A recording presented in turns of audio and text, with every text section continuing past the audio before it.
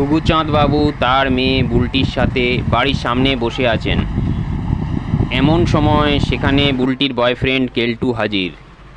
লা লা লা লা লা লা লা লা লা লা লা লা লা লা লা লা লা লা।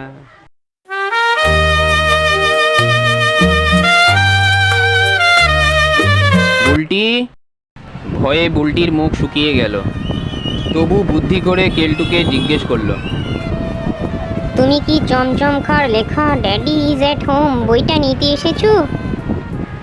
না, আমি কুমকুম কুমারীর লেখা where should I wait for you বইটা নিতে এসেছি। সরি, এই বইটা আমার কাছে নেই, তবে কুমার কার্তিকের লেখা আন্ডার দ্য ম্যাঙ্গো ট্রি বইটা পড়তে পারো।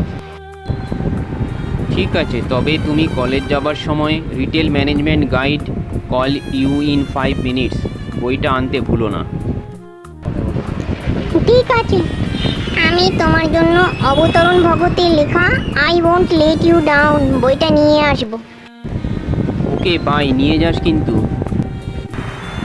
হ্যাঁ রে বুলটি, এতগুলো বই ছেলেটা কি সব পড়ে ফেলতে পারবে?